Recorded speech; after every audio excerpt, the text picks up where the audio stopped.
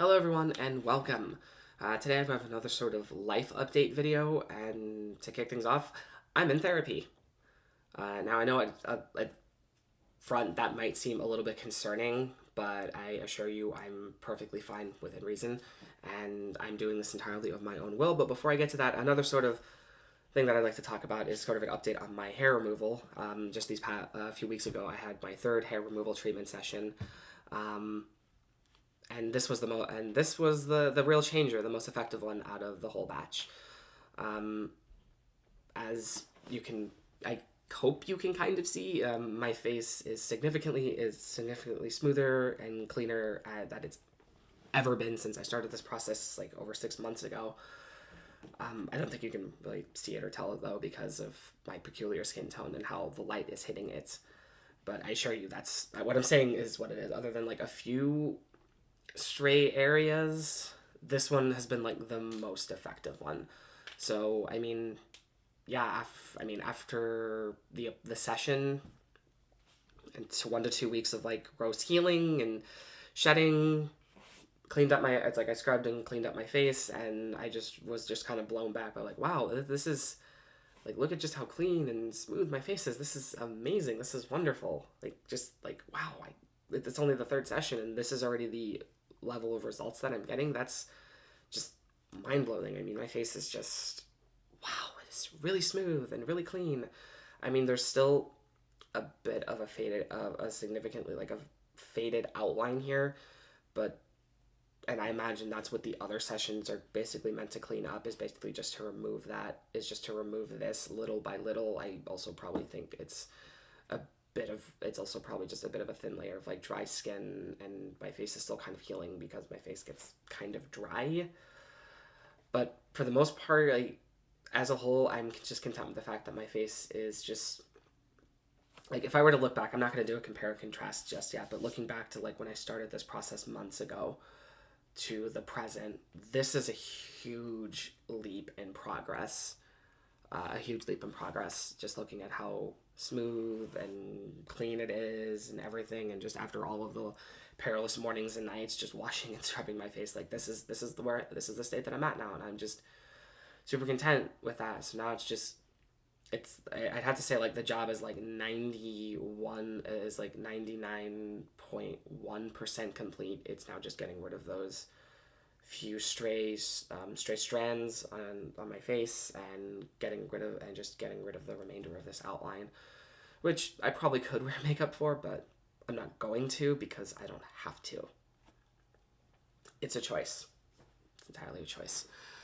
But yeah, I'm just really like blown away and just content with how I look. It's amazing and reassuring that I no longer have to like go through the effort to like shave my face like every day, if not like every other day, and I can just just wake up just feeling a lot more feeling a lot more cleaner as far as my face is concerned. It's wonderful. It's just absolutely wonderful. But anyway, the real I guess meat and gist of what I'm talking about today is therapy. So I made a bit of a technical mistake, well, a bit of a mistake as a whole. So back when I had my physical in January, I was told that my doctor would be sending out a referral to an endocrinologist, to a clinic that would, to get that process in motion so I could begin hormones. Leading me to assume that I was basically that Michigan didn't practice certain procedures and steps with trans patients, with trans people, that many other states do. For those that don't know what I'm talking about, basically part of the process of transition is, when especially getting to an endocrinologist, is many states require that trans people go through a more or less go through a very, not strenuous but very extensive psychological profiling process to ensure that that a person is basically with 100% within their right mind, and that this journey that they're embarking on is 100% what they want and what they want to do, and that this isn't just like a phase. This isn't like some kind of, just basically basically just something that would lead something that would lead them to assume that if we send you to an endocrinologist, if we set you up so you can start receiving this prescription medication to start physically changing your body from inside and out, that you are in your right mind and that you are a sane individual for doing this. From what I was told, I assumed that Michigan was a state that didn't practice this, and it turns out I was horribly wrong. Because after 2 months of silence and nothing, I reached out to the clinic and they told me that I needed a referral letter from a psychologist, which I wouldn't be upset about if I didn't piss away 2 months of my time waiting to find that out. I had to actually call the clinic and inquire about this, only to be told, like, oh yes, you need a referral letter from a psychologist. Like, again, that wouldn't have bothered me. I just wish I had known sooner and not wasted 2 months of my own time. So, yeah. So then that became like the search for, okay, now I need to set up an appointment with a psychologist, which surprisingly was was a lot shorter than I had expected. It took about less than after that, revelation or that phone call. I mean, it took me less than 2 weeks to make that happen. So what I did, what happened was I was referred to a psychologist by a family who not only has a great reputation alone, but also has a great reputation working with trans people, and especially just the LGBT, people from the LGBT community as a whole, which alone was very reassuring and just kind of definitely gave me confidence and just assured me. So I called and set up the appointment, and just this Wednesday of last week, since it's now Sunday when I'm filming this, so this past Wednesday, I had my appointment, but in the week leading up to that, I was very nerve-wracked and scared. I was very kind of nerve-wracked and scared because, for me, because I was going to a therapist, I was kind of scared in two different areas. One, just therapy as a whole. I'm not a person who, I'm not someone who finds therapy very effective. I'm not going to deny that the practice is effective for some.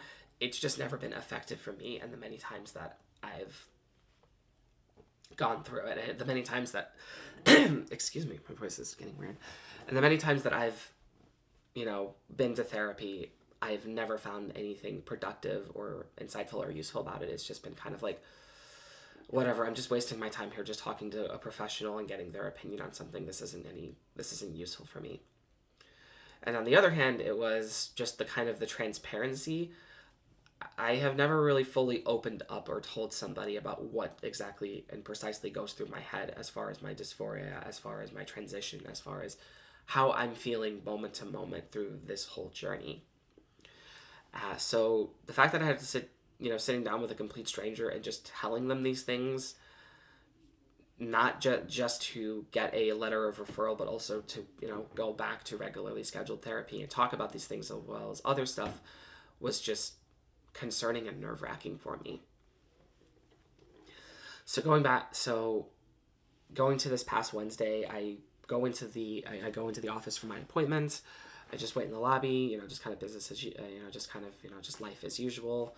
I made sure to dress my most feminine leaning androgynous look I could, to make it, just kind of express my typical style, my sense of style, but to also just make it like abundantly clear that, like, yes, this is my, this is just me in my full comfort zone. This is how I am. This is how I present myself when I go out of the house socially or just in general.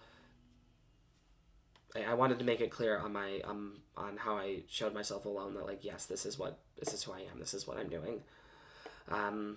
If that makes sense. So yeah, so I'm sitting there, and thankfully there were about only 2 other people waiting in the lobby, and the lobby as well. None of them really gave me any second looks or weird stares or anything. Just kind of like, who the fuck is that weird, like, that ambiguously dressed person sitting over there in the corner? And it was just kind of like everyone was just doing their own thing, just minding their own business. So I just kind of patiently waited there, just calmly, still a little nervous. And then my psychologist comes out. I'm not going to give his name out just kind of for professional, I guess, confidentiality, professional reasons or whatever. Um, so I finally meet him, and already I was already kind of a bit of an assurance thing, kind of like, okay, it's like, finally met you, let's go. So we go into his office, and I sit down, and I already got a kind of good, peaceful sort of vibe here. It especially helped knowing, looking at all of the different LGBT flags that he had in his office. Um, that just already just kind of really soothed and calmed me down and just made me feel like, all right, this is a person that gets it. This is a person who has that, has shows his support and has my back in this, hopefully. And then it just became a conversation of just opening up and just kind of explaining myself, telling my story, um, explaining how it all began, why, what do I aim to get at? It's like, what do I hope to achieve through starting hormones and all of that stuff? And it was a very productive and insightful conversation, just getting to open up and just explain all of this to a professional, to somebody who can give me an opinion here, because because though it's fine talking to people that understand and are supportive but may not fully get it, it's for me in that area, it just matters having the support. But to actually talk to somebody who gets it and can probably engage me in a bit of an back and forth was good. It was very good. It was very productive and very just reassuring, and just it was great. Um, and then after about less than an hour, the session wrapped up, and it seemed like we made a bit of good progress, just kind of setting things up and just kind of getting through the introductions and the initial conversation. And I scheduled my next session, which I will be doing which I will have in early April. And that's the one where, according to him, when we're going to be sitting down and writing my letter of referral. And again, I'm not sure how that's entirely going to work, because according to him, during our session, he explained to me that there are two different routes that we can go about this. We can either go through the extraneous, lengthy psychological profiling process where, okay, how many of these boxes have you checked off? Have you been living socially in your desired gender role for about a year? Your name, just checking off all of this different criteria, which I basically just told him I've been fulfilling all of this criteria more or less in a part-time type of way for about almost a year. I guess officially I didn't really check all of the boxes, but I guess he's probably just kind of meeting me halfway here, where it's like, all right, this is what you've done. It's like, this is all that it's like several months. This is what you've done. It's like, you're fine. And then I guess the route that we're going here is that he's just going to write me a letter of referral to a trusted endocrinologist that he usually refers trans patients to, which is perfectly fine with me. I guess I'm not in an immense rush, but the sooner the better, I suppose. So my next appointment, my next session is basically going to be, we're going to talk and we're going to write that letter of referral out and get that into motion, hopefully as soon as possible.